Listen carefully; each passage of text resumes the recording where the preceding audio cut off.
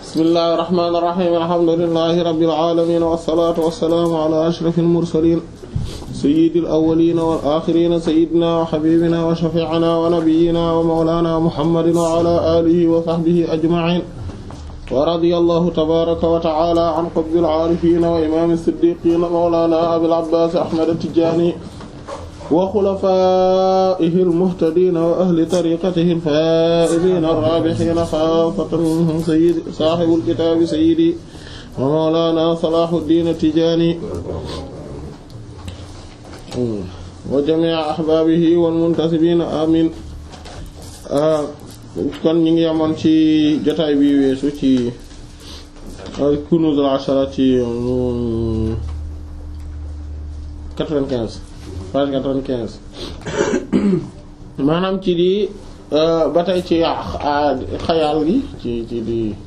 ak li ci aju ci yegsi woon nañ ci wàllu ne borom bi subhaanahu wa ta'ala maanaam ne wa annahu te lu wér bu wóor mooy ne qulubul ibaadi xolu jaam yi bayna asba'ayni ñu ngi di diggante baaraam ñaari baaraam min asaabi'i ci diggante ci baaraam yi borom bi ta'ala aji kawe kon gisoon nañu loolu li ñu waxoon nag ci jotaay bi weesu yaakaar naa foofu tàmbali te lañ tàmbale woon baaraam foofu maanaam bu dee waa ahlu ta'wil ni di ta'wil dañu wax ne baaraam li muy tekki mooy maanaam day wër-wërloo ci coobare yàlla ak kàttanu yàlla wala ci namm yàlla ak sañ-sañu yàlla wala ci maanaam ci maanaam xéewalu yàlla ak mbugalam wala yu mel noonu maanaam ci diggante boobu lay nekkee yàlla di ko jàllal bi nu mu ko neexee wala comme ni Cheikh Tidiane yi wax radiyallahu ta'ala anhu wa ta'ala bihi mu ne baaraam yi ñun gëm nañu ne borom bi subhaanahu wa ta'ala am na ay baaraam comme ni mu ko waxee ci xadis bi waaye nag baaraam boobu ñun niñ ko gëmee li muy tekki mooy ne ay mbir la yu aju ci coobare yàlla ak ay mbir yu aju ci kàttanu yàlla su ko defee nit ku nekk xolam mi ngi diggante ñaari mbir yooyu aju ci coobare ay mbir yu aju ci coobare yàlla ak ay mbir yu aju ci kàttanu yàlla mu koy jàllar bi di ko yóbbu ci état yu ko neex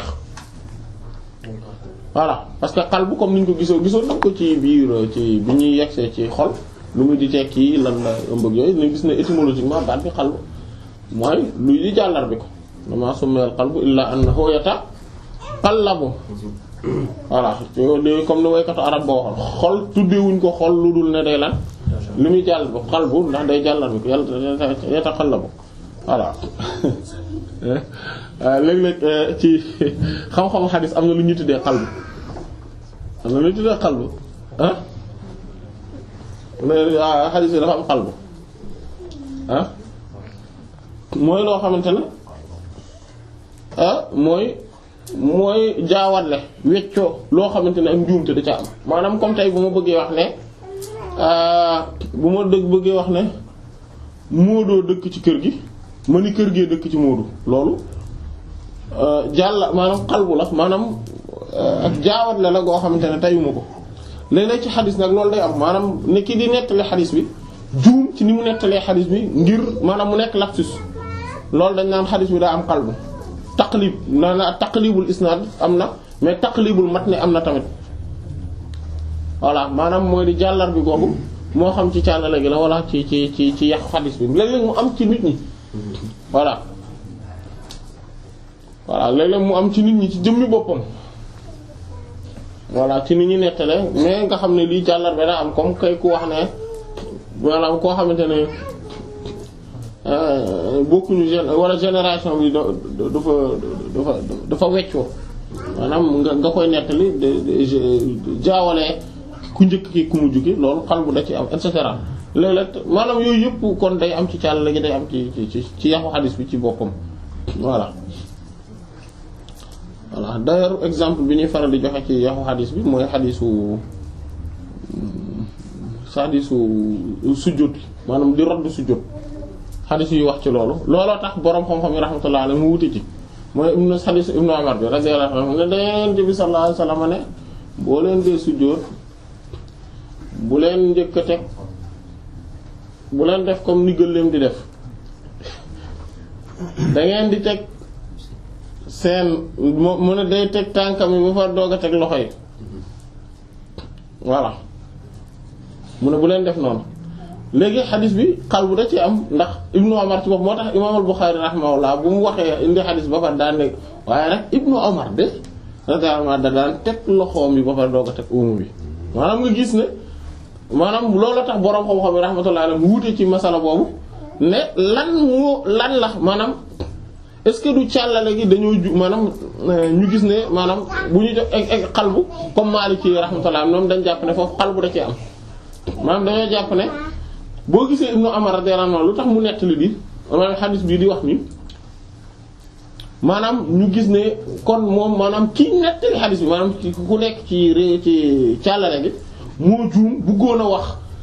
teg tànk yi ba pare teg loxo yi doog a teg tànk yi ba pare daal di wax teg tànk yi doog a teg loxo yi voilà maanaam dafa juum ci ni mu waxe moo tax ngeen di gis ci yenn mazahib bi ñoo xam ne dañuy gis ne comme xanaa bi lay rahmatullah alayhim ak wala major ñu bari ci wala xanaa bi lay Hanafi yi surtout rahmatullah nga xam ne dañuy ne ñoom bu ñuy julli bu ñuy sujjóot dañuy njëkk a teg li gën mooy nga njëkk a teg oom yi doog a teg loxo yi sooy jug tamit noonu waaye nga gis ne Maliki yi rahmatullah ñoom par exemple da ngay njëkk a teg loxo yi doog a teg oom yi voilà masala boobu bokk na ci li tax tamit ñu wuute ci moom mooy question bi ci boppam parce que wax ji xadis bi ci boppam daf ni ndax gëléem bi day njëkk a teg tànk yi doog a teg loxo yi mais c'est que en fait parce que animaux yi seen loxo ci kanam la ne voilà wala ci ginnaaw animaux yi seen loxo moo ne ci ginnaaw voilà maanaam seen tànk yi moo ne ci kanam mais seen loxo yi ñoo ne ci ginnaaw donc loolu moo tax voilà loolu moo indi kii bi loolu tamit tax na ba borom xoxo yu wuute ci masala boobu alhamdulilah maanaam li ñu ci jublu woon daal mooy ne xol xalbu dañuy tuddee mooy luy jàllar bi mooy luy vaciller luy osciller luy varier voilà lu di jàllar bi ko loolu mooy xalbu xol nag li tax ñu tuddee ko xol mooy ne day di lan day di jàllar bi ko du toog ci benn état maanaam da ngay gis te loolu boo xoolee xale yi léegi nga gis ko da ngay gis dañuy toog reen yi jooy léegi fàtte ko léegi dem nekk ci leneen nekkati maanaam parce que seen xol état wu xol moo taxawul noonu d'ailleurs mag ñi nam noonu lañ mel seen état xol toogul voilà maanaam au fur et à mesure maanaam da ngay gis ci benn minute bi état wu xol bi daf ci soppeeku lu bari voilà maanaam jàllar bi ku googu ak jàllar bi ku gi muy jàllar bi ku ci diggante lu baax ak lu bon ci diggante jikko yu baax yi ak jikko yu rafet maanaam jikko yu rafet yi ak jikko yu ñaaw yi jàllar bi ku boobu muy jàllar bi ku moo tax xol ñu tudde ko xol loolu moom moo tax bu demee nag ba stabiliser wu taxaw ci lu baax kese amatul lu bon bu boobaa loolu moom mooy la ñuy wax ne xol bi sujjóot na loolu la ñuy exprimer ne xol bi sujjóot na voilà dégg nga kon maanaam kon de xol bi maanaam que ni baaraam yooyu ñuy def baaraam borom bi la subhaanahu wa taala en fait moom mooy lan coobare yàlla maanaam mooy ay mbir yi aju ci coobare yàlla ak mbir yi aju ci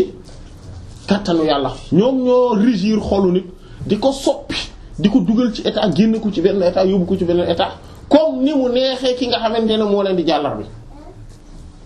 muy yàlla subhaanahu wa taala mooy xam léegi waaw li mooy liñ doon wax léegi état yi day soppeeku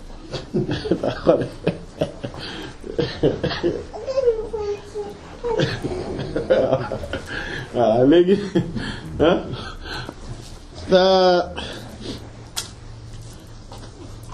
mu ne kon wa axraja ibnu abi shayba axraja soloona ibnu abi shayba mooy abu bakar borom musannaf fil musannaf ci musannafam wa ahmad mooy ahmad ibnu hanbal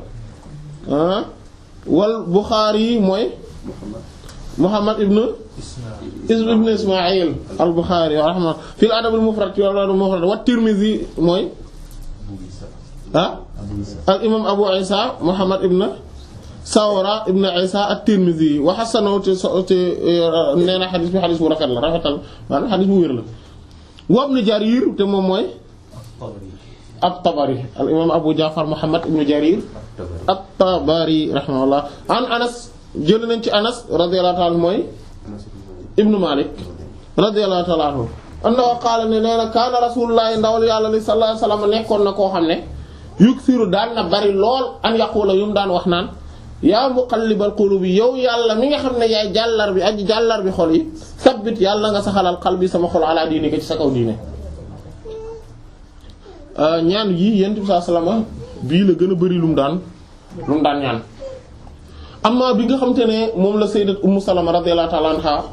wax ne moom la gënaan bari lu mu daan ñaan ci bu nekkee ci këram lu mu daan dégg yent bi sallallahu alayhi wasallam di ko ñaan mooy allahumma atina maanaam comme ni aaya bi wax rabbana atina fi dunya hasanatan wa fil akhirati hasanatan wa qina adhaban nar loolu moom ci kër ga moom bu aayee sama kër moom dama ko daan dégg lu bari muy ñaan boobu voilà dégg nga mu nekkoon faqultu nee na man ma ne ya rasulullah yow ndawal yàlla le aman naa ñun gëm nañ bi ko ci yow bi maa ak ci lépp loo xam ne ci dikkee nga bi yii ci moom fa xal ndax taxaafu da ngay ragal ale naa ci ñun maanaam ndax yow da nga ñu am loolu ragalal qaala yent bi sallallahu alayhi wasallam ne naam waaw li tax moom mooy ne innal quluba li wér bu wóor mooy xol yi bayna asba'ayni dañoo nekk ci diggante ñaari baaraam min asabi'illahi ci baaraam yàlla yu yuqallibuha mu koy soppi kay fay saaw mu ko soobee ci Allah mooy lan loolu mooy mën naa nit ki lu mu baax segam ci diggante baaraam yàlla rek la ne maanaam ci diggante Cees même pas lu gën a tuuti Cees yàlla mën na ko sopp mu def ko xol bi gën a bon léegi maanaam jàllar bi rek da koy jàll comme ci diggante ñaari baaraam yàlla yi rek la ne mu koy jàllar bi nu mu ko neexe maanaam ci appréciation borom bi la aju non maanaam xale yi mën nañu di nekk di def seen yëfi xale mais mag ñi waruñu ci associé wu léegi kon léegi mu ne kon xol kon comme segam xol bi moom ci diggante loolu rek la ne moo tax looloo tax affaire bi garaaw looloo tax problème am looloo tax xelu kenn warata mën a dal moo tax Seydina Abubakar radiyallahu ta'ala anhu xaman Seydina Abubakar radiyallahu ta'ala anhu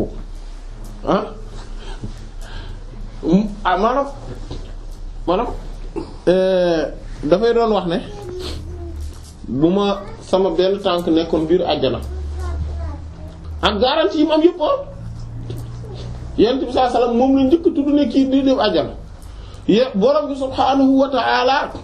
ne wala sawfa yarda moom day dana kontaan ndax danaa ko fay ba mu kontaan Seydina Abubakar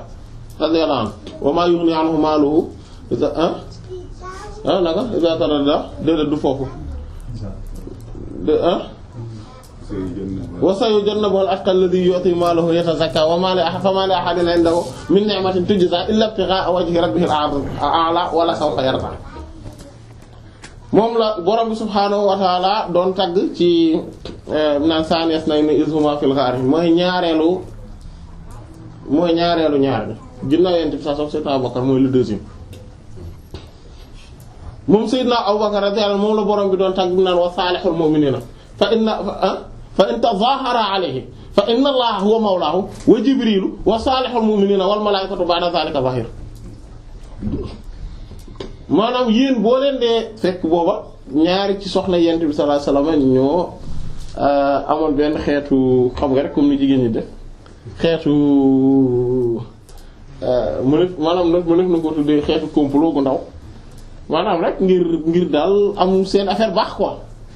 voilà maanaam ñu am lu ñu wax yent bi sallallahu alayhi wasallam loo xamante ne yonent bi sallallahu alayhi wasallam loolu dafa tax mu jóge ci xaraamalal boppam loo xam ne yàlla daganaloon na ko ku lu demee nekk ñenn ñu ne comme lem bi la lem bi nga xamante ne parce que ne wooy c'est que moom dafa am benn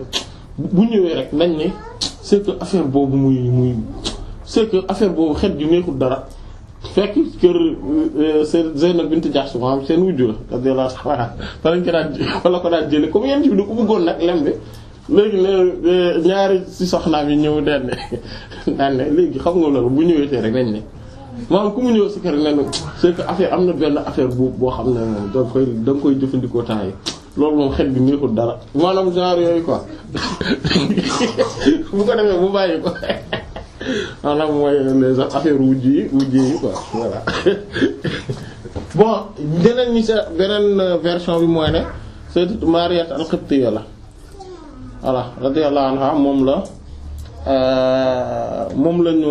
mooy yaayu benn doomam mooy yaayu doomam caatam bi Sayyid Ibrahim voilà alayhi salaam voilà léegi moom lañu maanaam comploté woon contre moom daal parce que voilà en gros pour résumer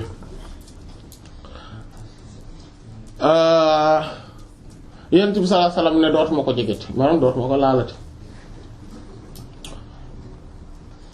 Alxuraan nag ne Yonent bi sallallahu alayhi wasallam déedéet bul xaraamalal sa bopp loo xam ne yàlla da koo daganalal ci yow pour rek nga wut lu neex sa soxna yi déedéet bul def loolu léegi nag Alxuraan ne te yéen ñaar ñii wa inta tuubaa ilallaahi faqad saxat quluubukuma soo leen tuubee jëm ci yàlla day seen xol dana sell dana laab ngeen dellu ci yàlla waaye wa inta zahara alayhi bis boo leen dee da ngeen di comploter contre moom maanaam di jàppalante contre moom yonente bi sallallahu alayhi wasallam dëgg lu mu ci teg mu ne fa inna allaha li wér boolu mooy yàlla huwa mawlaahu mooy kilifaam bi aliyewu ak moom wal wa jibril mu ne wa saalihul mu'minina ak ku baax ku gëm ku baax su boobu ne Seydina Abubakar la ci doon wax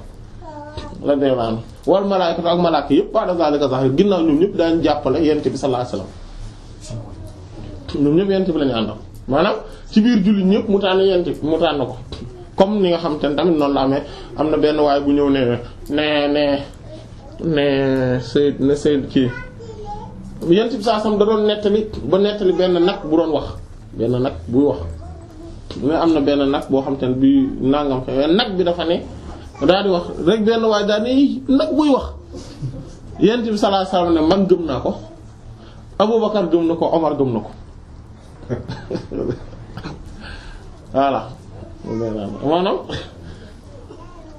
voilà maanaam le fait que noonu mu leen tuddee noonu te laaju leen ndax gëm nga ko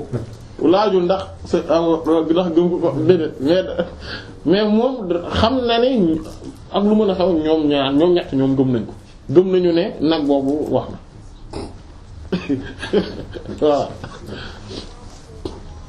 maanaam Seydina Abubakar radiyallahu anhu mooy comme waxoon nañ ko ci jotaayu Bulughul Maram yi li yent bi waxoon ci moom sallallahu alayhi wasallam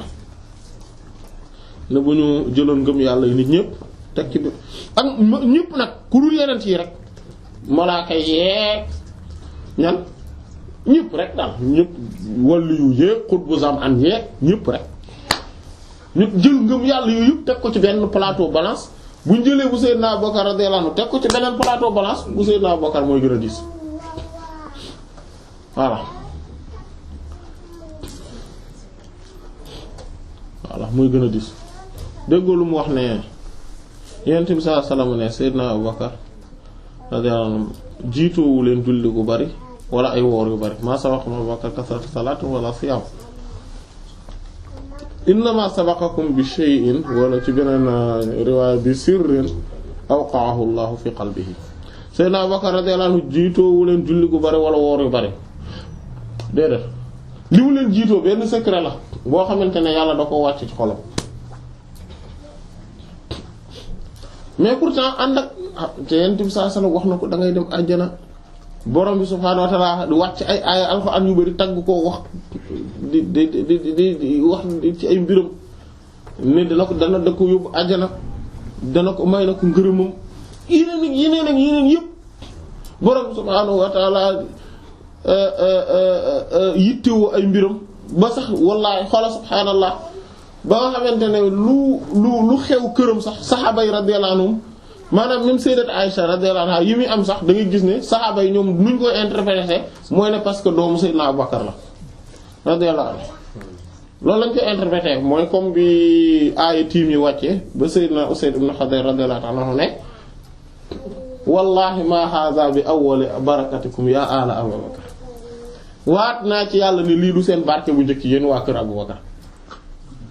te moom Seydou Cheikh rek événement bi Sayyidat Aïcha la concerné woon radiyallahu anha maanaam ànd ak loolu yëpp nag moom rek moo am famille yam yëpp nekk ay jullit moom rek ko am ci saxaaba yi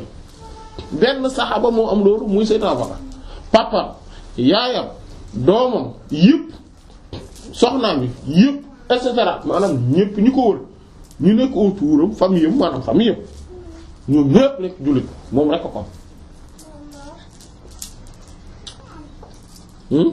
Yonent bi sallallahu alayhi wasallam doon li mu doon tagg Sayyidna Abu Bakar radiyallahu ta'ala ci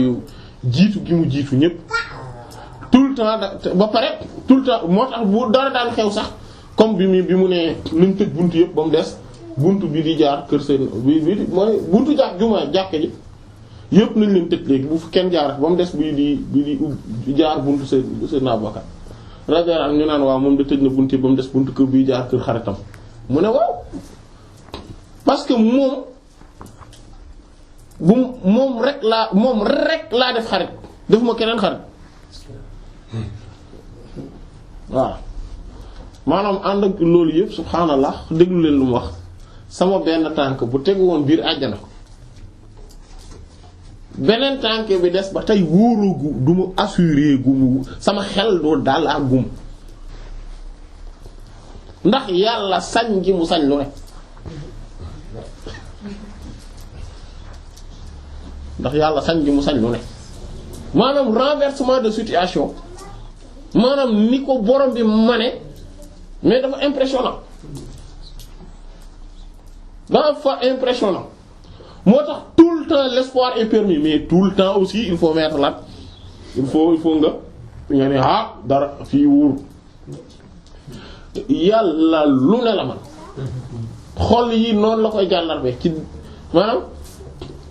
maanaam ci benn seconde xaw lañ say kii wax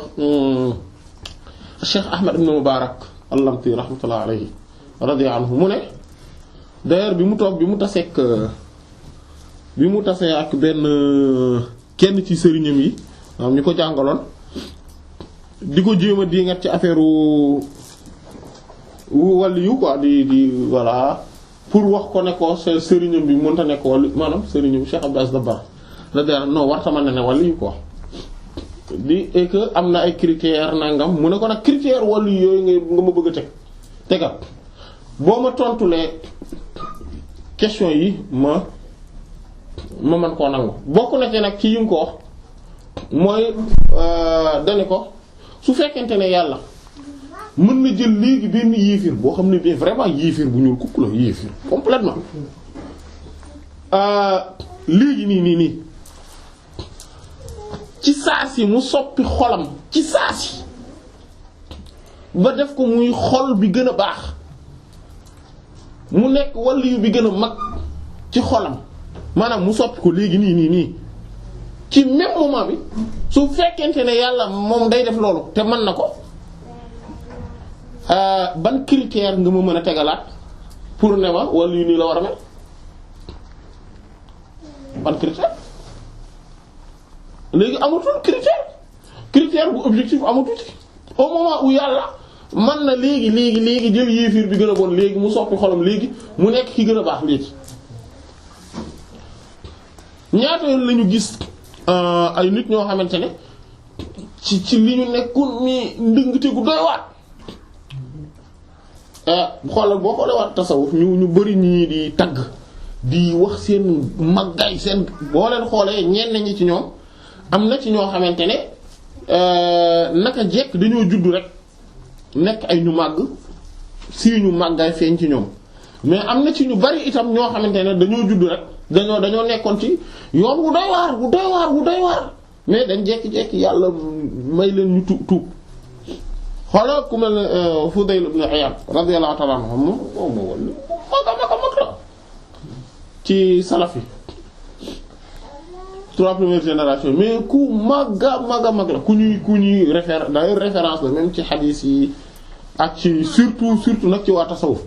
ci celletem ci maqaama yi ni mu ko doon vivre et cetera mais li ko tuubloo mooy da doon genre da doon làqatu pour di am ndaw su mu doon seeti ji di tëb miir pour làq maanaam bi muy di tëb miir bi la dégg benn waaye jàng benn aaya alxuraan rek aaya alxuraan boobu dugg ci rek mu daal di daanu bi mu daanoo noonu ndax tellement que aaya bi da ko dugg ci la jógee daal di dem tuubi ci maanaam am na ñeneen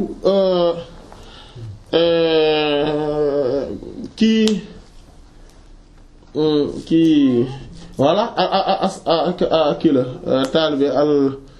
mooy kii imam kii Abu Dawud njëkk indi ci xadis bi ci xadisam al-Qanabi rahmatullah Muhammad ibn Abdullah ibn Qanab al-Qanabi Muhammad ibn Abdullah ibn Qanab al-Qanabi rahimahullah taalibe imam Malik mais moom lenn na ko tuubloo lenn dafa doon genre kuy agresseur la woon quoi léegi mu am benn waay bu mu di agressé fekk mu naan sàngara naan ba màndi waa ji ne ko mu di ko agressé mu ne ko baab mais may ma wax la benn affaire kese mu ne ko waaw mu ne ko mooy li yent bi waxoon rek sallallahu alayhi wasallam iza lam tastahi faf'al ma shi'ta boo amul kersa defal lu la neex wax jooju dugg ko mu daal di teg lépp di jooy après mu ne ko non vraiment bëgg naa changer dama bëgg tuub nu may def mu daal koy expliquer après ñu kii mu dem ginnaaw mu dem seeti ji imam Malik après commencer jàng ci moom et cetera voilà maanaam nga gis ay renversement de situation yu rapide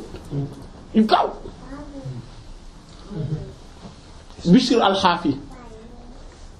radiyallahu anhu moom tamit ci nit yàlla yu mag yi ponkal wàllu tasawuf la bokk borom xaal yu kawe yi moom ci loolu moom li ko tuubloo mooy dafa romb benn këyit benn papier maanaam alors ne ci mbedd mi mu xool ci mbalit mi mu gis ne turu yàlla lañ ci bind mu ne xaw ma lu bari rek mais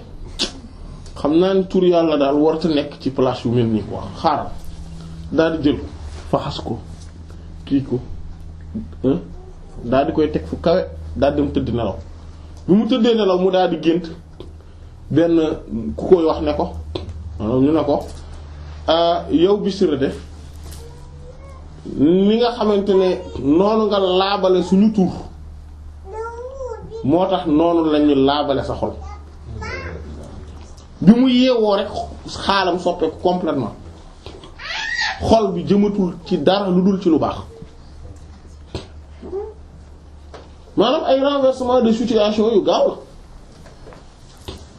maanaam moo tax espoir am na maanaam tey amul kenn comme ni ko gaa yi def koo xamante ne dañ naan bu kaaba gi ñëwoon sax du bu baax loolu doon demee noonu mbir mi demee noonu mais aussi noonu la amee tendance inversée noonu la amee tendance inversée comme tendance bi ñuy faral di nettali ci waaw sax mooy ka bu Balaam al-Baaxoora ak Birsiis Balaam moom borom xam-xam bu mag a mag la woon dañu wax ne danaan ànd ak yent yàlla Muusaa alayhi salaatu wassalaam yàlla demoon na ba xamal ko tur yàlla bu mag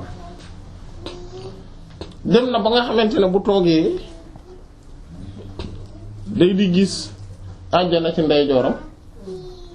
bu xoolee càmmoñam day gis sawara bu xoolee téenee day gis arash maanaam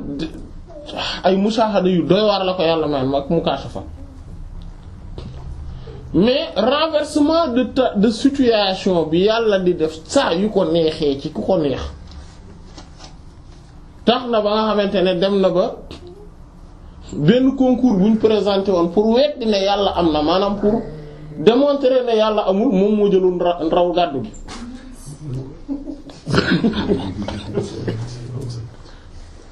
xam nga ku dem ba mel ni gëjël raw gàddu gi sëñ bi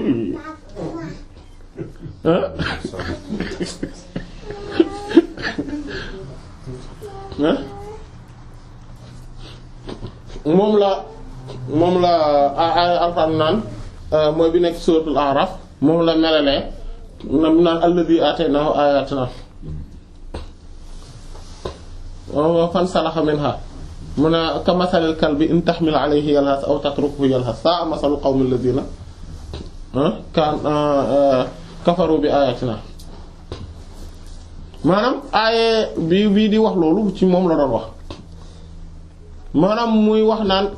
def leen attention parce que am na ñoo xamante ne comme ki nga xamante ne moom dañ koo joxoon suñu aaye yi xamal ko après mu téye ko ba xam ko daal di koy bàyyi noonu daal di summeeku ci loolu ba set ci kooku moom ak xaj dafa mujjoon dem ba yàlla nattoo ko noonu la ko mbugale woon comme xaj soo ko bàyyee muy yokkat soo ko tegee ci kaw dara mu yokkat maanaam di génne làmmiñ bi noonu ñu xaj doon di def moom noonu la doon def maanaam renversement de situation dafa gaaw am na tamit beneen ku boroom xam-xam bu mag bu ñu naan wax biir siis moom tamit beneen exemple la moo xam ne jaamu dara jaamu yàlla mu tamit dafa beru woon nit ñi sax toog di jaamu yàlla rek la ko xam bu gaa yi daal soxlaa dara ñëw nettali ko wax ko mu ñaanal leen seen aajo faju wala mu ñu laaj ko mu tontu leen wala yu mel loolu rek la doon def nekk di toog rek di jaamu yàlla ay ati at mais mujj gi dem na ba nga xamante ne seytaane fi mu ko jaare mooy daa am xale bu jigéen bu mu duggoon bu saddoon xale bu sa buñ ko indilee rek maanaam ci gàttal daal maanaam da ko doon wax ne ko waaw léegi nañ ko maanaam final suñ ko indee mu deñ mais suñ ko yóbboo mu saddaat ko finalement mu ne nañ ko fi bàyyi nangam benn jamono et cetera yooyu maanaam foofu la ko jaare ba seytaane xiir ko ci mu njaaloo ak ndaw sa ëmb bi mu ëmbee mu ne kon munu ko kii il faut mu rey ko seytaane digal ko ne ko non il faut nga rey ko suul ko parce que après du kii mu suul ko après seytaane toog ci buntu maanaam fi mu nekkoon ni comme ni buntu fi na di jooy gaa yi ñëw mu ne leen kii da ko rey dafa rey xale bu jigéen bi ngeen ko indiloon moom lay jooy nii voilà teg ko ci kanamu kii bi noonu ba pare wat leen armée ba mer bi nee fii la ko suul te moom moo ko waxoon ne ko suul ko fii bi mu demee ba ñu jàpp ko war ko pendre war ko rey yooyu mu ne ko soo bëggee mën naa laa dimbali nga rëcc mu ne ko waaw mu ne ko dangay weddi yàlla rek mu ne ko loolu non munu parce que ni ñu ko takkee ak yooyu mu ne ko non man instant bi mënuma def dara mu ne ko da ngay sujjóot da nga may sujjóotalal mu ne ko non mais mënuma la sujjóotalal parce que instant bi dañ maa takk dañ ma yeew mu ne ko bopp bi rek ngay def bopp bi sa bopp bi rek ngay def signe sujjóot rek mu def ko mu doggale ko moom voilà ak cas yu bare am na maanaam ni mu amee cas yu yoo xamante ne dañ naan kii day daa rëcc mooy comme ki ñu doon nettali ci waaw kii nekkee ci voilà mooy tabli ki nekkee ci voilà fi li ñëw li kenn dafa ñëw ci ñoom maanaam dañu tase benn tubaab environ 50 ans environ ñëw ne leen gis leen ni ñu solo ni ñu kii mu laaj leen loo leen doon ñu ne ko ñun ay jullit lañ luy jullit nangam ku ci bëgg a dugg nooy mel ñu wax da ngay wax baat seede yi da ngay julli kii nangam waaw mais nan kañ lañ ko mën a def nan la mu ne ko dama ko bëgg a def léegi mu ne dama ko bëgg a def léegi non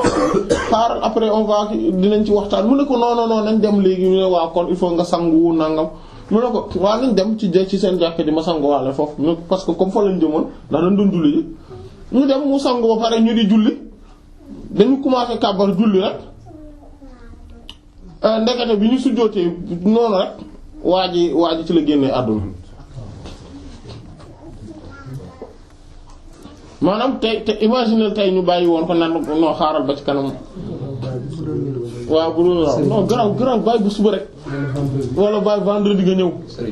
wala ñu woo sëriñ bi mu ñëw tuubal ko alors que tuub amul protocole parce que ñu bari loolu lañu comprendre tuub amul protocole amul fenn yent bi sallallahu alayhi wasallam xanaa bu doon moom kay moom jamono moo gënoon a kawe yent bi sallallahu alayhi wasallam amul woon ñu naan benn waay bëgg naa tuub bërëb sàngam la dëkk wala ci koñ bi ci ginnaaw la dëkk nañ ko woo mu ñëw ci yent bi sallallahu alayhi wasallam pour tuub si amul woon loolu fii nga toog ngay toog yëg ni boo man daal ashhadu an la ilaha illallah wa ashhadu anna muhammadan rasulullah daal gëm naa ko ma wax ko jeex na dugg nga yaa ñëpp ci yëpp amul protocole amul protocole amul maanaam dugg ci l'islam amul maanaam du ay papier yooyu déposer gars yi étudier ko pour joxe réponse amul du loolu non amul nañ seeti ji ñoom diw après xam naa buñ paree ci loolu ñu waxtaan ak ñoom diw suñ paree ci yooyu yëfi wolof yooyu amu ci dafa simple tout daa simple et puis amul il faut nga dem ci il faut que xaw ma ñu woo ñoom diw pour ñu teewee ko amul loolu amul nit ki fu mu ko sentir noonu lay tuube jeex na après yi koy war ay julli yeeg yooyu yëpp war ko nag comme ñëpp nag ci saa si moom julli la koy daal di war amul nañu moo tuubal mais bon boo xaaral ba ci kanam parce que là maintenant pour nga préparer wu pour nga commencer mën a adapter wu un peu petit à petit affaire yi ndànk-ndànk la après nga julli nga commencer julli loolu amul tamit maanaam moment bi mu tuubee tey comme ni day julli tàkkusaan léegi nii tàkkusaan léegi la koy war léegi la ko war a julli amul xaaral ba ci kanam wala xaaral ba ñibbi nga sangu jeeg yooyu amul léegi la koy war non day sangu mais léegi la ko war a def amul nañ xaar ba ci kanam voilà ak yeneen yi gars yi di wax ay foog ñu wat ko nel ak non yooyu moom ay exagération la yu garaw yoo xamante ne yàlla nañu yàlla sàmm mais xoolal subhaanallah da ngay gis ñoo xamante ne dañ leen di rien que pour loolu mais xoolal ñaata milliers de personnes ñu tuub jamono yent bi sallallahu alayhi wasallam est-ce que daf leen doon wax naan la ay woy yéen ñëpp kaay leen comme tuub ngir léegi nañ leen watteel et en plus am na beneen aspect mooy watu nel ci jëmmi boppam fenn rek la nekkee sunna mooy boo di aj même watu nel ci boppam def ko habitude nii rek yent bi sallallahu alayhi wasallam dafa ŋàññi ñi ko ñu mel noonu parce que daf ni xawaari ji ñoom noonu lañ mel dañuy watu nel xawaari ji benn groupe lañ bu doy waat ñoo xamante ne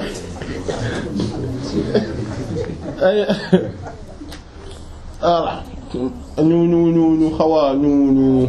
maanaam ay ñun lañ leen extrémiste voilà maanaam le terme extrémiste par excellence mooy xawaari ji voilà mais sinon watu nel ci jëmmi boppam rek maanaam xam nga pour maanaam dafa am yu bari yoo xamante ne xaw ma tradition la xaw ma voilà en tout cas am na ay kii am na nag benn xadiis bi Yonent bi sallallahu alayhi wasallam waxoon benn waaye ne ko ilqa anka sha'ral kufra summa ikhtatin maanaam génneel ci yow karawu kéeféer gi te nga xarfal voilà mais loolu xadis boobu borom xam dañuy wax ne wérut rahmatullah. Donc déjà le problème mu wéru xadis boobu moom moo njëkk posé wu ñaareel bi ci des mooy su wéree maanaam mooy parce que dafa am shuzuz au départ shuzuz la am au départ shuzuz mooy isolation maanaam dafa avis maanaam wax la joo xamante ne une narration isolée au moment où ay milliers voire même des centaines de milliers jamono yenn saa saa daan nañ tuub kenn ci ñoom daanu leen wax daan na watu du xam nañu ni Seydina Abubakar ñoom Seydina Umar ñoom ñoom ñëpp ni ñu tuubee ak ñeneen ak ñu dul ñoom kenn amul kenn ci ñoom ci histoire am ko ñaar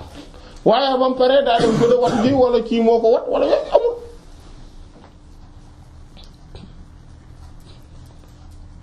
mais voilà mais ñun wolof yi jàpp nañ ne waa ji bu tuubee daa war a watu nel même sangaayal farata gi sax sangaayal farata gi daf koy def pas parce que yéefir lu woon mais parce que majeur la boo xamante ne dafa amee janaaba bu ko dal mais c'est pas parce que yéefir la woon moo tax day sangu farata voilà ak lan xarfal gi moom dañ ko koy wax waaw mais dans la limite du possible ak ci loo xamante ne moom dana ko mën parce que am na mag ñoo xamante ne bu ñu xarfalee dañuy gaañu bett boo xamante ne parfois sax du bon tout dépend daal ci méthode yi et cetera ak yooyu mais xarfal gi moom da koy war waaw du ko teggeeku loolu li ko waral nag du ne parce que dafa tuub nekk yéeféer moo tax dañ ko war a xarfal mais mooy comme julli ñépp et que sobe bi nga xamante ne moom la ñuy bañ moom sobe bi moo ko waral maanaam sobe bii bi place bi muy nekk di téye moo tax ñu koy exiger à part ça amul leneen voilà donc yooyu yëpp mat na bàyyi xel voilà léegi pour revenir là en tout cas borom subhaanahu wa ta'ala day jàllal bi xol yi comme ni mu ko neex dégg nga mu ne kama kem ni nga xamante ne xadis boobu tamit bi ñu wax léegi mooy ne yàlla mooy jay jàllal bi xol yi comme ni mu ko neexee mu ne noonu tamit rawaahu noonu la ko solo ibnu abi shayba ak imam ahmad wa ibnu mardawayh rahmatullah an ummul mu'minina jële ko ci ndeyu way gëm yi mooy as-sayyidatu Aisha radiyallahu anha wa rawaahu noonu la ko solo al Bukhari imam Bukhari rahmatullah alayhi fi taarix yi ci taarixam wa ibnu Jarir astab mooy imam at-Tabari wa at-Tabarani Abul Qasim rahmatullah alayhi an Sirat ibn Fatik Sayrata ibn Fatik radiyallahu ta'ala anhu warda dégg nga kon xol yi dañoo nekk ci diggante baaraam yi borom subhanahu wa ta'ala mu koy jàllal bu ko neex kon loolu xadis boobu day wane ne yàlla dafa may baaraam mais comme niñ ko waxee du ay membre xam nga ñun li ñu xam ci baaraam mooy lan li ñu xam ci baaraam organe la maanaam organe la bu bokk ci loxo du dëgg wala tànk loolu lañ xamee baaraam voilà mais yàlla comme moom amul physique donc baaraam du organe mais melo la ci moom beneen bi si mooy wa annahu te xabaar nañ de moom yenent bi sallallahu alayhi wasallam wala boog moom yenent bi moom borom bi bokk taala aji kaw jël ne lawoo ñeel na ko maam ne leer moom lawoo ñeel na ko aynun bët borom bi neen am na bët comme ni nga xam ne noonu la wa alqaytu sànni naa alayka ci yow mahabbatan ak cofeel min nii bu tukkee ci man wala tus naa tamit nga nekk koo xamante ne dañu laa defar dañ laa mooñ ala ayni wala dañ laa ñoŋal ala ayni ci samay bët surtout Taha ay sarala mooy boobu yent yàlla Muusaa la doon waxal alayhi salaatu wassalaam ak mi wax yent yàlla Nuux alayhi salaatu wassalaam naan ko was naa tabaxal defaral alfulka gaal gi bi aayuni naa ci suñuy bët maanaam ci suñu bët wa wax yi naa ak suñu wax yu muy sourate Hud aaya 37 ak fa awhaynaa wax yu nañ ilayhi yéen ci yent Yàlla Nuh alayhi salaam anis nekkookat isna tabaxalal alfulka gaal ga bi ayunina lépp nekk ci suñu bët wa wahyina ak suñu wahyu maanaam ci suñu révélation sourate Mu'minun aaya 27 ak bi muy wax yent bi sallallahu alayhi wasallam naan ko fa innaka li wér wóor mooy yow bi ayunina yaa ngi ci suñuy bët sourate Tuur la aaya 48 ak bi muy wax ci gaal gi tamit ba tey gaal gi yent Yàlla Nuh alayhi salaam mu naan tajri day daw bi ayunina ci suñuy bët jazaan mu nekk ak pay liman kaana ñeel képp koo xam ne kufir dafa weddi woon maanaam kooku moom dañ koy daal di lan dañ koy labal moom du yéeg ci kaw gaal gi maanaam boo xoolee fii yëpp day wax kon ci suñuy bët ci suñuy bët maanaam kon borom subhaanahu wa ta'aala soit day wax mais nag nañu bàyyi xel benn affaire comme wahhabite yi li ñuy wax ne borom bi subhaanahu wa ta'aala dafa am ñaari bët loolu amul lu tax amul alxuraan yi mu wax yëpp ayn benn lay wax wala ayun ay bët yu bari lay wax mais waxul benn waxul ay nañ waxul ñaari bët.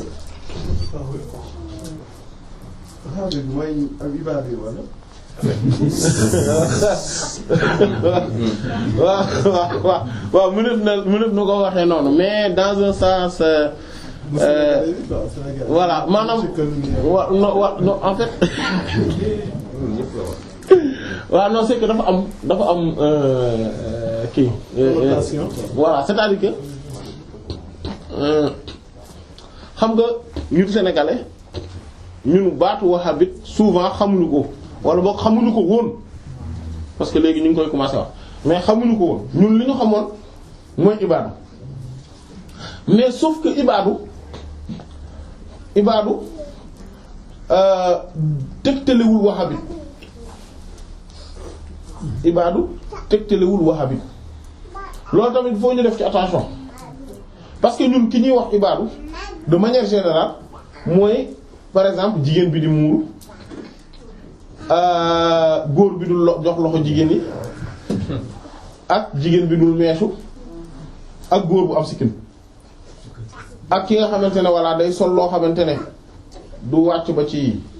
maanaam du comme ni nga wax day ci kër la ak di yor socc yooyu yëpp nga xamante ne ay doxalinu yent bi la sallallahu alayhi wasallam ñun kii di doxalee noonu ñun loolu kooku la ñuy wax ibaadu maanaam moo xam ab tijaan la moo xam murid la moo xam xaadar la moo xam lu mën a doon mais maadaama jikko yii ay melo la yu nekk ci moom du déglu musique du yooyu ñun dañ naan ko ibaadu la alors que donc ci sens boobu ibaadu moo baax c'est-à-dire que képp ku nekkul ibaadu rek maanaam baaxu wala boog en tout cas dugguloo ci cadre bi gën li gën a baax léeg-léeg nag am na benn wax joo xamante ne nit ñi dañ koy faral di wax loolu lu mat a bàyyi xel la te rawatina suñu jamono lu mat a ŋàññ la mooy lan mooy diine de du nangam kese muuraay sax am na solo waaye diine nag am na lu ko ëpp solo nag xam nga gis nga diine du muuraay kese ndax xam nga wala du sikkim kese du cëkkal kese diine daal nanga mais d'accord loolu du diine du loolu kese loolu dëgg la mais loola ci diine la bokk nag du cëkkal kese du apparence kese mais ci la bokk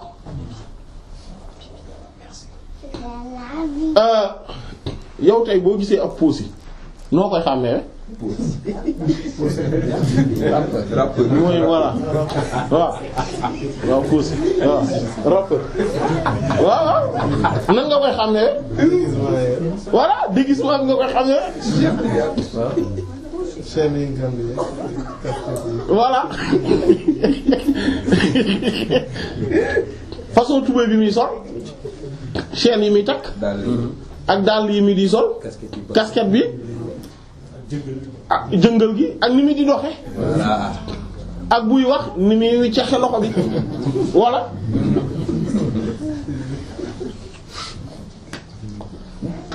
boo gisee vrai amateur football nan nga koy xamee bu dee da nga ko tax da nga tase ci mbedd mi. mayo ni muy sole mayo bi ak ni ko mbir yi di intéressé tey boo leen dee wax sax da ngay gis mu lay tuddal star football yi mu sopp nga gis parfois day solo comme moom ni muy solo nga gis mu jël sax yéreem yi daal di wax na nañ ci bind turu waajooju ci ginnaaw ak numéro bi nga xam ne moom lay sol voilà boo gisee ku bëgg ay affaire militaire nii affaire armée nan nga koy xàmmee da nga koy gis muy sol ay tri di sol ay yére yoo xam te ne couleur militaire yi la ak yu mel noonu seen plaque yooyu am na ay plaque yu ñu bind seen tur. waaw voilà plaque yooyu et cetera maanaam boo gisee voilà tey boo gisee yaa subhaanallah li gën a garaaw mooy ne da ngay gis ñi di am xale jigéen ñi 5 ans non parfois sax léegi 1 an lay tàmbali wala 7 mois wala non parfois sax juste rek bu su mënee am yére yu koy jot rek ay 3-4 mois rek baax na da ngay gis ñu di leen solal comme modèle exactu star yi ñu sopp wala am na wala ok léegi waa léegi yow ki nga xamante ne nan la loolu mën a nekk ci ki nga xamante ne moom kon noonu la ñuy mën a pourtant loolu apparence rek la mais apparence boobu ci biir am na yeneen yu ci ne mais apparence la quand même yuy indiquer ne waa ji dafa bëgg rappeur bi waa ji dafa sopp waykat spécial sàngam waa ji dafa sopp footballkat yi wala footballkat sàngam mooy staram wala mooy idolam lañ koy wax voilà waa ji voilà maanaam ci gàttal dafa bëgg affaire militaire yi mais dañ koy xam ci style même ni muy soloo rek ak mouvement yi muy def ni muy waxee ak yooyu dañ ko ci xamee même da ngay gis politiciens yi ku ci am benn waay boo xam te ne maanaam dafa bëgg kii bu Cheikh Abdam nekkoon moom moo tooñ ko sax ñoom nga xam ne dañoo bëgg benn politicien nii spécialement da ngay gis même day commencer di wax comme ni politicien boobu di waxee nga gis ka même par exemple bu fekkee maanaam ni muy def tuñ yi buy wax nga gis mu ko muy def noonu voilà non mais c'est vrai voilà waaw léegi lan moo tax ñu mën nangu loolu ci lépp ba mu des ne ki nga xam ne moom yonent bi sallallahu alayhi wasallam la def royukaayam moom waru ko nuru extérieurement dañ ne ko rek non affaire bi ci biir la loolu moo ëpp solo li ci biti amul solo loolu yan na maanaam xellu rawatina et surtout fii affaire bi gën a grave c'est-à-dire c'est là où le bas blesse mooy loolu mën nañ koo nangu c'est-à-dire que ki lay wax loolu moom ma ngay toppandoo ñeneen di yor style ñeneen mais bien moom boo ko defee rek mu commencé frustré wu te nee na ci turu diine lay waxe mais day frustré wu parce que da nga ni yow c'est-à-dire que sa aspect extérieur dafa war a nuru ak aspect extérieur ki nga xamante ne moom mooy sa idole sallallahu alayhi wasallam fi mu gën a grave encore mooy bu ñu prendre en compte beneen aspect mooy lan le fait que yonent bi sallallahu alayhi wasallam ci boppam pour la plupart du temps ci yooyu dafay wax ne ku bokk ci ñun nii lay mel man de sama borom nii la ma digal ma mel yàlla de lii la ma tànnal comme aspect extérieur maanaam ànd ak bu ñu xamee ne yonent bi sallallahu alayhi wasallam maanaam ci biir ak ci biti yëpp mooy ki gën a mat ci mbindeef yi maanaam mooy incarnation même de la perfection sallallahu alayhi wasallam donc looloo tax ma ni bu fekkente ne li ñu doon wax léegi nii loolu moom la ñu tuddee ibaadu kon ibaadu mooy gën ci lépp nag lépp ibaadoo ci gën mais léeg-léeg dañuy wax ibaadu fekk liñ ci jublu mooy ko amul tariqa képp koo xamante ne amul tariqa spécifique boo xamante ne ci nga bokk rek ñu ne moom ibaadu la c'est-à-dire que kon bu boobaa ibaadu li muy tekki mooy ab jullit n'importe quel maanaam un jullit bu simple maanaam jullit dafa voilà dans le sens large du terme mooy ibaadu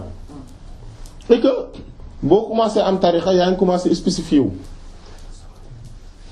bu boobaa ibaadu baax na waaye am na lu ko gën bu boobaa ibaadu baax na waaye am na lu ko gën léeg-léeg tamit ñu wax ibaadu fekk liñ ci jublu mooy ki nga xamante ne par contre nag là dafa contre tariqa yi totalement xam dalee nag contre moom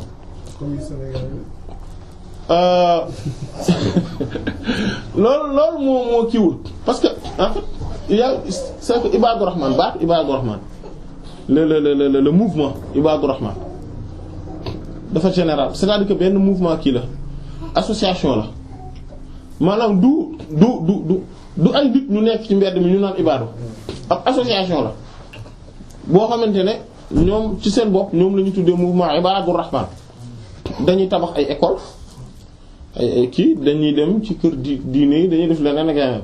boo xoolee seen école yi ñu am seen école seen daara kii mooy daara maanaam école yi ñu tabax boo xoolee ñi leen di tuddee mooy ay Cheikh Omar Foutiyou ay Cheikh Ahmadou Bamba ay ñooñu leen tuddee seen école yi boo xoolee ni ñu par exemple gàmmu gu nekk dañuy def délégation dem màggal gu ne dañuy def délégation dem et cetera mouvement bi laa la wax mouvement Ibaadu Rahman donc c'est un mouvement religieux buy regrouper ay jullit quel que soit seen voilà fu ñu mënti nekk mais mouvement religieux la c'est que aspect boobu il faut ñu bàyyi ko xel maanaam que ni bu ñu naan Ibaadu Rahman ba nga xam ne léegi dañ naan lii maanaam mouvement religieux bi am na lu tudd moo tax ñoom dañ naan jamaa bi lañ koy wax maanaam mooy association bi quoi voilà mooy ne jamaatu Ibaadu Rahman voilà mbooloo moomu biñ koy sos parce que man première génération bi ko sos man xam naa leen wala en tout cas côtoyé naa leen voilà sama maam bi jur sama yaay ci mouvement ci groupe boobu la bokkoon ak ñeneen ñoo xamante ne ñu ay ñoom Pataala Dia ci xam na ko bu baax seen taala jiite xam na ko bu baax ñooñu nekkoon nga xam ne sëñ Hadi Touré moo ko yaroon d'ailleurs moo ko yaroon ba pare mayoon ko doomam KMR la dëkk voilà et cetera ak ñeneen donc ay maanaam ñu bari lañ ay ñoom Oustaz Alioune Guèye bu Thiénaba ak ñeneen ñoo xamante ne comme Oustaz Alioune Guèye boobu noonu xaw ma kan moom ko doon wax naan ci ku yéeme la ci wàllu tarbiya non ci wàllu kii même kiiwu tarbiya wu ci tariqa bi et cetera donc am nañ mouvement la boo xamante ne ay jullit ñoo ko kii woon bon instant bii ni boo xoolee ñi ci gën a ràññeeku bokk na ci ñoom moom oustaz boobu ak ñoom ay maître Babou kii oustaz Babou plutôt te mu jib ni te mu dëkk Mbour te muy sol lunette yi voilà et cetera donc ak ñeneen maanaam mouvement lañ bu tudd mouvement jamaatu Ibaadu Rahman loolu lu existe ñooñu groupe boobu bi ñu di jóg di dem di wuuti ji tur dañu ne ñun de dañu amoon benn mébét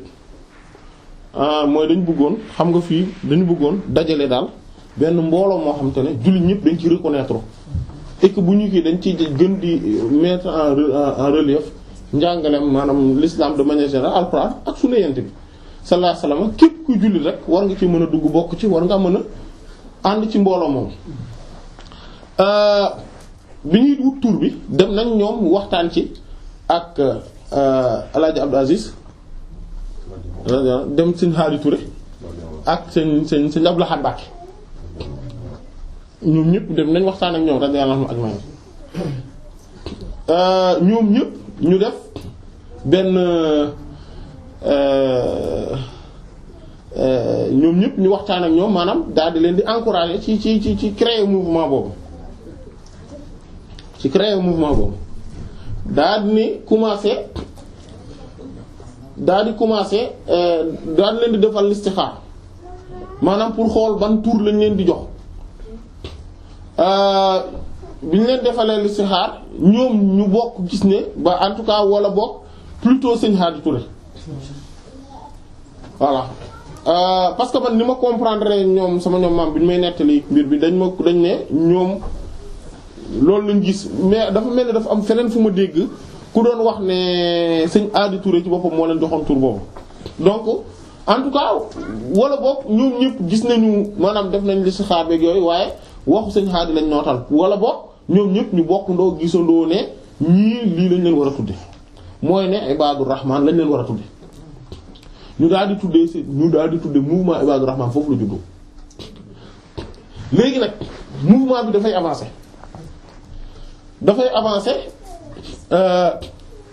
c'est-à-dire que da ngay gis ñoo xam ne dañuy bokk ci tarixa yi mu ñëw bokk ci nekk ay Ibadur Rahman mais comme que li tax indi amalgame bi mooy comme que ñoom ñoo njëkk forme bi ñuy xam tey ci pratique stricte maanaam bu en tout cas bu correct ci diine Sénégal ay la yëm neexut nag ba neexut mais ci ñoom lañ ko xamee voilà c'est-à-dire jigéen bu di muuru bu jot góor bi du jox loxo jigéen duñu déglu musique duñu dem baali duñu maanaam seen waxtaan yi dañ koy accès rek ci alxuraan ak sunna ak yu mel noonu maanaam façon pratique boobu maanaam bàyyi seen sikkim yi mais bon avant nag ñeneen ñi daan nañ ko def mais dafa commencé woon de disparaître ci ñeneen ñi ba mu des ci ñoom maanaam kon mouvement loolu moo indi après nit ñi bu ñu gisee ko di pratiquer diine dañ leen ibaadu la parce que lu tax parce que dañu gis ne ñoom ñoo amoon rigueur boobu wala boog ñoom ñoo daan jàngale loolu di accès ci loolu di commencer nag di def ay conférence fu ne di commencer di instaurer ay mouvement religieux ay association maanaam seen jamaa bi ñu koy instaurer partout un peu partout au Sénégal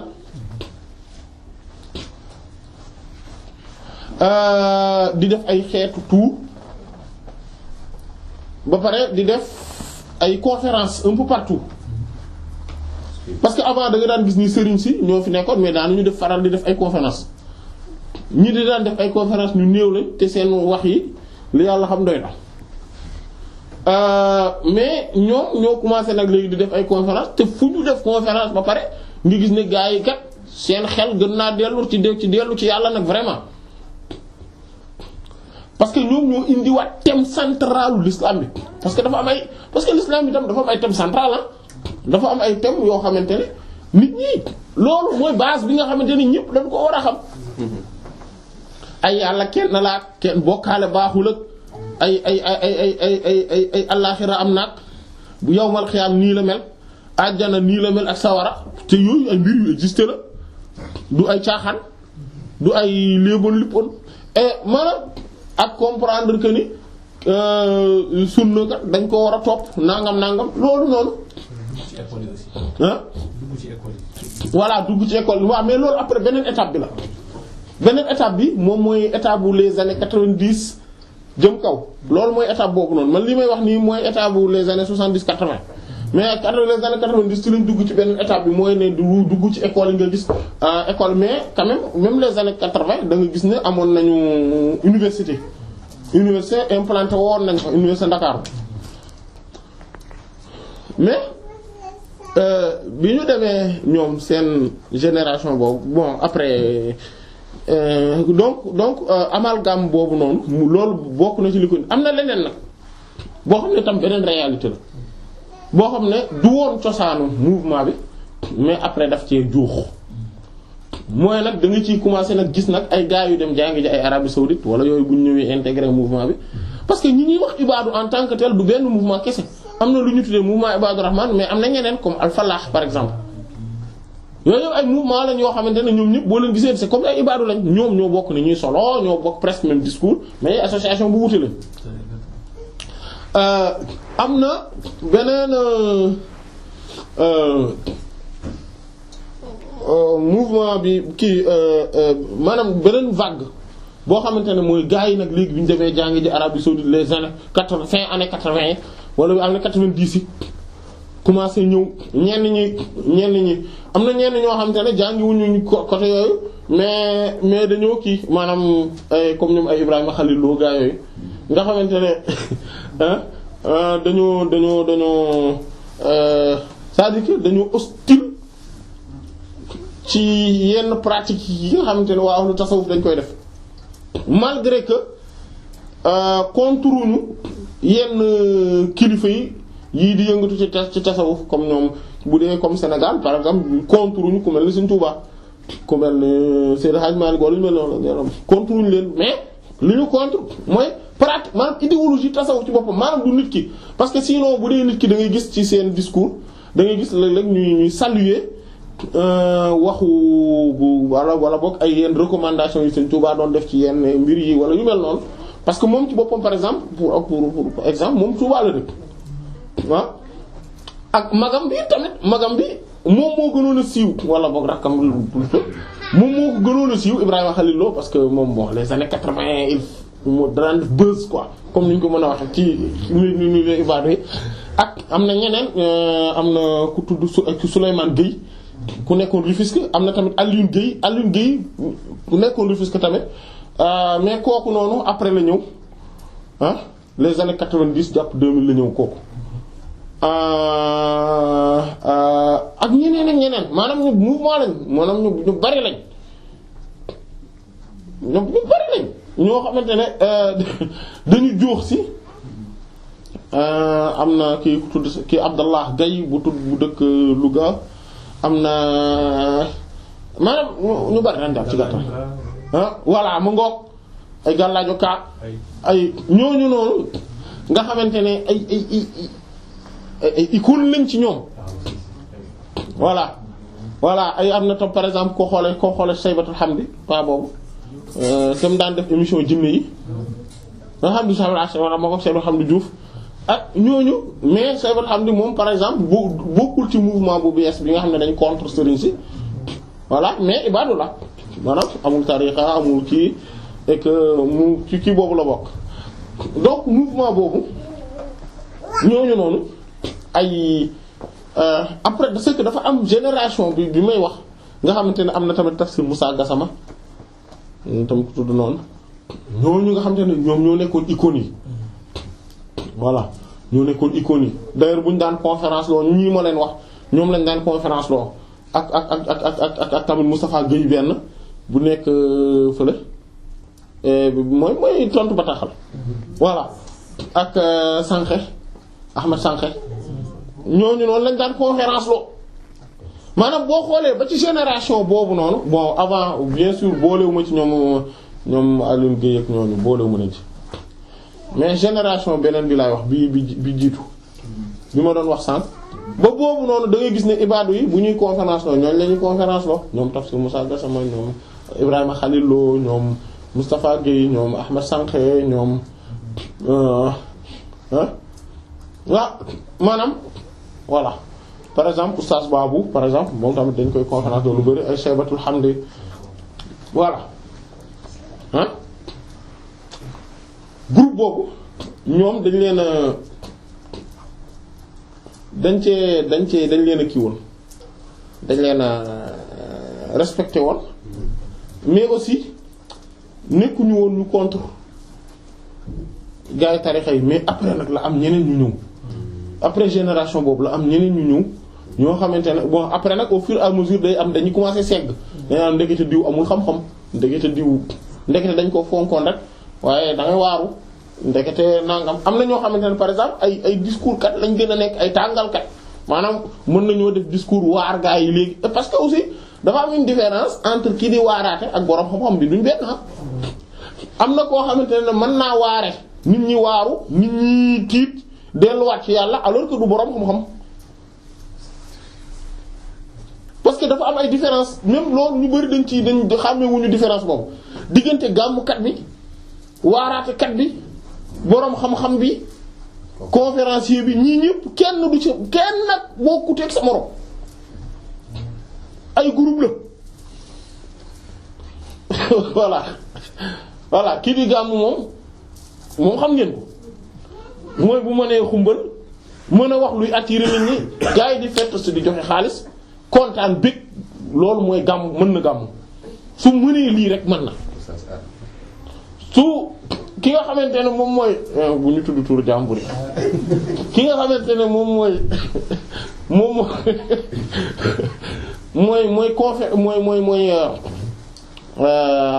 waaraatekat bi moom nay man di wax joo xamante ne day tax nit ñi di waaru di tiit di xam ne kat ndekete dañoo war a jaamu yàlla et que wuurul nit ki bu deewee te jaamuwul yàlla boo muy tuddee dem sawara et que bu bëggee dem àjjana il faut que mu mel nii nangam maanaam ki mën a foudroyer xol yi ba ñuy dellu ci loolu kooku mooy waaraatekat bi. am na keneen koo xamante ne moom mooy conférencier bi moom day mën a ñëw dina wax lu am solo comme mën na wax loo xamante ne amul solo waaye dina wax daal tenir en haleine gars yi ñu déglu ko après ñu ne waxtaan wi amoon na solo neexoon na dem nañ seen yoon après mu am boroom xam-xam bi. boroom xam-xam bi nag moom mooy mën a dugg ci détails yi ci lu nekk mën cee dugg expliquer ba pare di delloo mbir yi ci seen cosaan di mën a expliquer voilà les choses di mën a leeralal li yàlla bëgg lii lañu namm lii lay kii lii baaxul mais li tax baaxul nangam la lii dagan na li tax mu dagan nangam la àttey l'islam ci lii la histoire islam en tant que tel lii moo ci am te lii mooy ci dëgg leneen li ci des amul. lii mooy maanaam et cetera maanaam ki mën di def la part des choses ak di mën di expliquer maanaam lenn lu ci nekk mu mën cee dugg ci anam goo xamante ne ba pare di mën a dugg ci domaines yi mën a ràññeet les domaines yi les différents domaines lan mooy lan ci biir lu ne ba pare di ko mën a jàngale kooku mooy boroom xam-xam bi ko donc ñii ñëpp kon wuti nañ voilà kenn ku ci nekk nag ak say objectif kenn ku ci nekk ak sa public kenn ku ci nekk ak sa rôle léegi ñoom bi ñu commencé nañ def tri am na ñenn ñu commencé yeewu ci xam-xam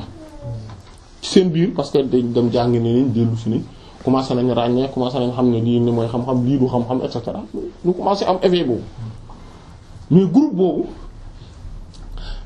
malheureusement nag ci la amee ñoo xamante ne dañu révolutionner affaire bi de manière radicale c'est-à-dire que dañu commencer nag indi état d'esprit wahhabite yi nag voilà commencer am pas-pas di jàngale ay tawhid yoo xamante ne baaxul d'ailleurs ñoom Khalil Lo ci lañ bokkoon na mais que de manière moins radicale que par exemple frère am bi mooy Ahmed Lo ak ñeneen ñu mel ni ñoom ñooñu groupe lañ boo xamante ne voilà di nga gis nag ay ñoom Seydou lii plutôt waaraatekat la woon voilà moom plutôt waaraatekat la quoi léegi am na ay ñoom gàllaajokaw yi ñuy wax ñoom ñëpp ay waaraatekat la am na tamit ki ci des mooy te muy nuroog joolaa rek xaw ma baal am na benn kii la jànqe voilà jànqe voilà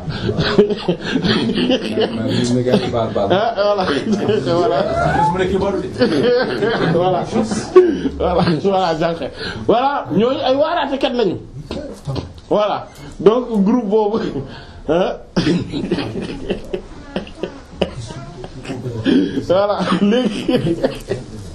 voilà léegi gaa yooyu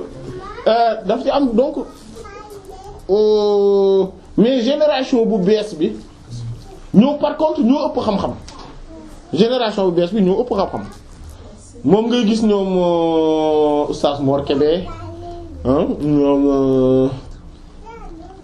ñoom Ahmad Lo et cetera ñooñu mooy génération boobu ñoom ay Babacar Sall am na Oustaz Babacar Sall ak ñeneen ak ñeneen ñooñu ñoo ëpp xam-xam mais seen idéologie moo gën a garaaw moo dangereux nag voilà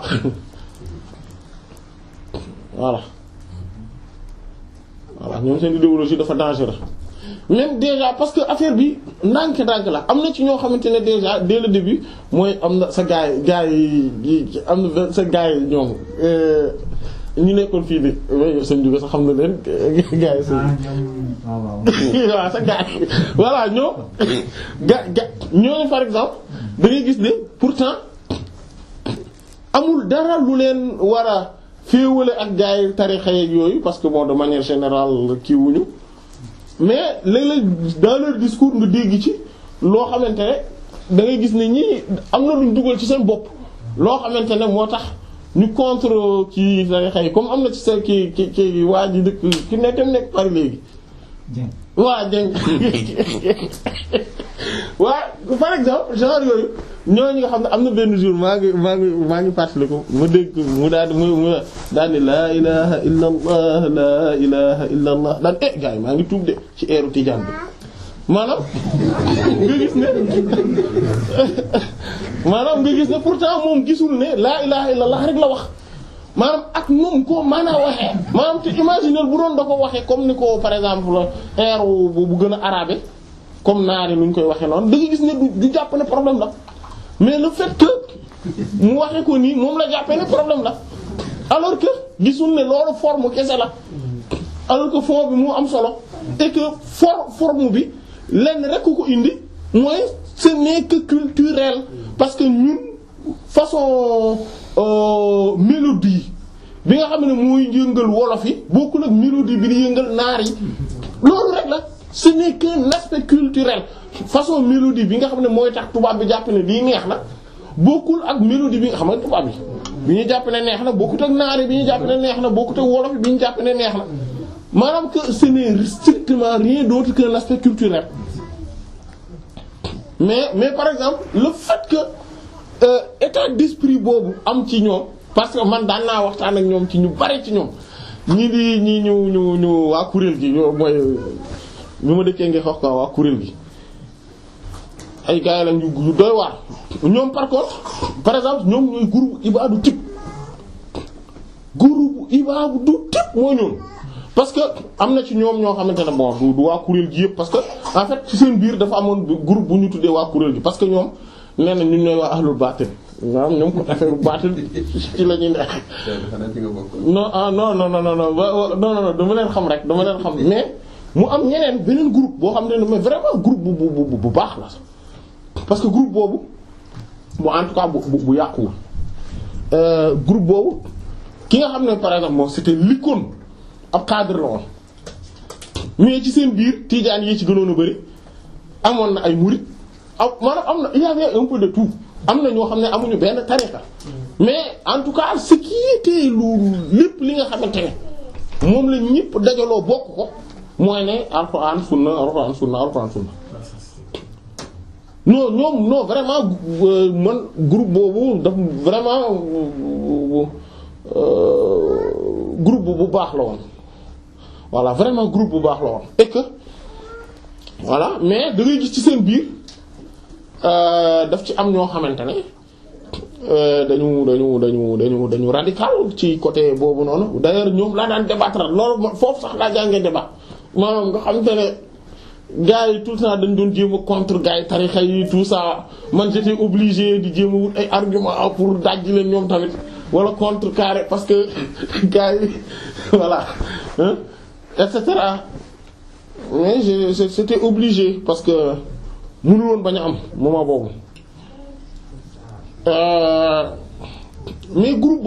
la comme par exemple ñooñu noonu boo ci waxtaan ak ñoom ñenn ñi da ngay gis ne problème bi ñu am mooy ne dafa am ci seen biir en ce moment là déjà mooy les années 90 déjà amoon na ay nit ñoo xamante ne dañu amoon idéologie boobu di dugal ci bopp gaa yi ne la tariqa yu baaxuñu maanaam niñ koy waxee nag duñ ko wax totalement nii mu leer mais dañ naan yent bi daal sunna rek la fi bàyyi waxul woon leneen lu dul lii nangam genre discours boobu lañ daan wax alors que léegi ils sont plus radicaux c'est-à-dire que léegi ils attaquent directement turu tariqa sangam nii lañ tudd c'est lii mooy seen pratique nangam daal di wax sentence ci affaire boobu léegi ils sont plus radicaux hein voilà alors que avant daanul mel noonu mais donc dañu évoluer maintenant nag ñi nga xamante ne ñoom ñooy ñi may wax ñu bees ñi nga xam ne ñoom ñoo ëpp xam-xam certes ñu njëkk ñi mais ñoo gën a yàqu dans le sens où seen pas-pas dafa altéré wu mooy groupe wahhabite ñooñu nag parce que loolu lu tax parce que dañoo jëli dem Arabie saoudite parce que Arabie saoudite ci jëmmi boppam wahhabite yi ëpp ñu fa contrairement à ce que ñu bari lu ñu yaakaar Arabie saoudite wahhabite yi voilà groupe bu minoritaire la fa mais nag sauf que instance de décision yi c'est-à-dire que comme juma bu Kaaba gi juma yent bi sallallahu alayhi wasallam ak yu mel noonu université yu mag yi ñoom ñoo fa am assise ku bokkul ci ñoom boo moytu doo fa jàngale wala doo fa am doole wala yu mel noonu mais sinon Arabie saoudite ñu fa ëpp ay Shafi'i lañ ak ay Hanbali ñoo xamante ne am na tarixa yëpp ils sont représentés foofu contrairement à ce que ñu bari yaakaar parce que ñun sénégalais yi dañoo am benn maanaam nous sommes victimes d'une manque de culture tyrannique mais bu doy waar non mais c'est vrai parce que lu tax parce que ñun tout le temps dañuy wax ne dañuy par exemple ñun mën nañu wax ne ñëw kiiwu naar yi lii nangam alors que ñun xamuñu ne la majorité des tariqa ci réewu naar yi lañ ne li ëpp ci borom xam-xam yi nga xamante ne ay nitu yàlla yu di dundal tariqa ba tey jii li ëpp ci ñoom ci réewu naar yi lañu ne et que réewu naar yi ñi nekk ci tariqa yi ñoo fa majoritaire ba tey alors que loolu noonu ñun dañ ko réere complètement et que dañuy jaawale aussi même peuple yi par exemple ñun dañuy wax ne par exemple xam nga Mauritaniens duñu ay arab de voilà mais ñun dañ leen dugal ci benn groupe boobu par exemple irakiens yi iraniens yi duñu ay naar ay perse lañ Turquie duñu ay naar gaa yi ci des nu mu tudd afghans yi duñu ay naar indonésiens yi malaisiens yi ñoom ñëpp duñu ay naar te ñooñu dëkk yëpp mooy dëkk l'islam yi maanaam boo xoolee majorité julli ñu dëkk yooyu lañ ne mais ñun par exemple bu ñu déggee problème par exemple Irak am na problème wala Syrie wala Iran wala yooyu dañ naan mais non naar yi da ngay waaru naar yi alors que ñooñu duñu ay naar wala afghans yi kii non naar yi ma xalaat naar yi alors que ñooñu duñu naar maanaam c'est-à-dire que ñooñu beneen peuple lañ duñu ay naar di lu ëpp ci ñooñu dégguñu sax arab lu ëpp ci peuple yi ma leen tuddal yépp dégguñu sax arab comme ñun lañu mel ñoom bu ñuy julli comme ñun lañuy jullee lu ëpp ci ñun ñi xam nga dañuy julli mais dégguñu lañuy wax ñoom tam lu ëpp ci peuple yi noonu lañ mel et que peuple na indien yi duñuy naar pakistanais yi noonu et cetera maanaam c'est-à-dire que il faut que ñu am recul classifier nit ñi maanaam ak comprendre culture yi ak différence wu nit ñi mën pour mën am ak attitude bu normal par rapport ak lu ne ak par rapport ak ku ne et que parfois il y a des choses strictement culturelles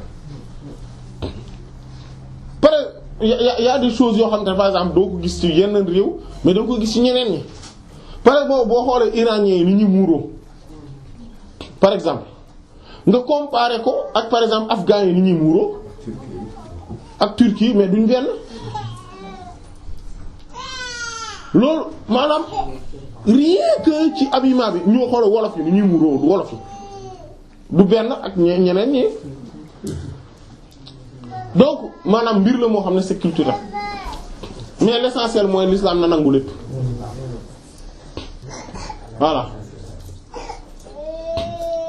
voilà et que ñun comme loolu la ma Yaxya loolu laa ko doon wax mu ne moom bi mu demee Tunisie ne ñu ne ko foo jëlee werd yooyu mu ne ko waaw benn sénégalais moo ma joxoon werd nangam ba gis ñoom ñëpp dañ kontaan masha Allah sénégalais kii ma ne ko nag bu doon ñun la dañuy mer buñ nee ab tunisien la duñu kontaan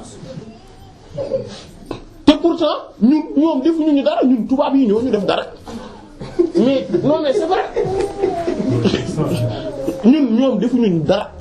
te boo xoolee subhaanallah ñoom ni ñu rafete am na keroog ki Bouchri Sall mooy imam Bouchri Sall doomu Sëriñ Abbas la bu nekk Dubaï nekk fa imam Tunkara da ko laaj ne ko est-ce que fii nii Dubaï wala ci kii am na ay maanaam en gros dañu ko sénégalais yi xam nga naar yi duñu nangu ku leen ñu leen di jiitee yow noo def ba nekk fi imam yooyu mu ne ko non mais attends fii Dubaï rek xam naa fi ñoo xamante ne ay sénégalais la mais ay imam lañ fi man daal di am yeneen ñaar ñu mu ab keneen koo xamante ne yaakaar naa Pape Gueye la wax na la tudd mu ne kooku même ci ministère des affaires religieuses foofu la nekk imam la mais foofu la nekk te loolu mooy Dubaï gi mais par exemple état kii Émirats arabes unis yëpp moom mais ay sénégalais yu bari nga fa di ñu def leen fay imam amul problème loolu alors que ñun contrairement ak ñoom ñun naar du ñëw mukk ñu jiital ko suñu jumaa amul man gisaguma benn dëkk Sénégal boo xam ne naar moo fay imam man gisaguma ko ba même fii nii fii Lyon gii boo di gisee jumaa yi naar yee ko fi def xam nga ñun organiser wuñ pour di defari jumaa loolu moom yaakaar naa ni xam nañ te pourtant dañuy jëlee Sénégalais di leen def ay imam waaw ki fi imam nit ku ñuul la moom. waaw waaw ak Saint-Fond. waaw amoon na foofu noonu. voilà Dessine. Oustaz Lamine Wade moom imam la woon. même Sëñ Omar dañ ko daan moom da daan jiite mbir moom. mosquée boobu noonu bi mu daan julli foofu. ak jaabi ak ñeneen. donc mais ñun ñoo dul def loolu et que ñun nag dañu mel noonu ba pare jàpp ne ñeneen ñi ñoo mel noonu.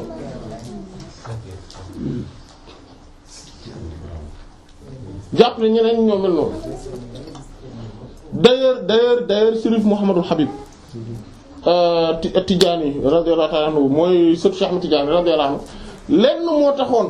doonul woon xam nga gaa yi dañ leen di fi duñ leen dégg voilà ñu bari xamuñu leen xamuñu sax existence am te pourtant Pikine lañ dëkk sëtu Cheikh Tidjani la radiyallahu anhu mais lenn rek moo tax nekkul woon koo xamante ne dañu ko xam comme acteur bu affirmatif c'est-à-dire que bu taxaw ci milieu religieux sénégalais bi mooy ne état d'esprit bi sénégalais yi di doxe daf ko doon empêcher mu am loolu mais par contre dafa jëloon kilifay diine yi nga xamante ne comme waa tarixa bi surtout El Hadj Abdou Aziz ak Thierno Saïd Nourou radiyallahu anhu ñoom ñaar surtout ñoom ñaar pour bépp message bu mu bëgg a jàllale ci biir Sénégal ñoom la ko daan wax. bëri na lu El Hadj Abdou Aziz Sy radiyallahu anhu doon woote naan gars yi ñëw leen nangam pour ñu wax ak yéen fekk moom Cheikh Mouhamad Habib moo ko waxoon ne ko woowal sénégalais yi nga wax leen nangam ak nangam ak nangam. parce que lu tax parce que su taxawoon moom di waxal boppam lan dañ naan mais naar bi lu muy def fii lan moo tax mu bëgg a ñëw di ñu imposer ay kii loolu la ñuy wax.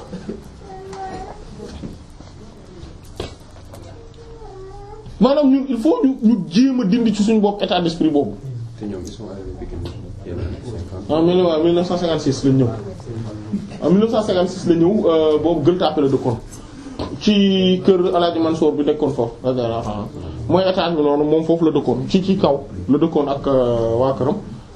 après ci ginnaaw gi ci la ñëw ay 1950 1958 59 côté yooyu ci la ñëw Pikine. waaw bon ñu yam foofu insha allah mais pour dellu si waat sa question bi voilà en fait wahhabite yi du ne rek ibaadu mooy wahhabite mais que actuellement en tout cas tendance boobu moo gën di commencer di affirmer wu. voilà et que surtout ci seen borom xam-xam yi pas ci mouvement bi ñëpp mais surtout ci ñenn ci borom xam-xam yi et que attention bu ma waxee loolu tegtalewul ne mouvement Ibaadu Rahmaan yi seen ustaas yi maanaam seen borom xam-xam yi ñoom ñoo yor idée wahhabi di déedéet ñi ñuy wax ibaadu de manière générale laay wax maanaam ñi nga xamante ne bokkuñ ci benn tariqa ñooñu laay wax voilà.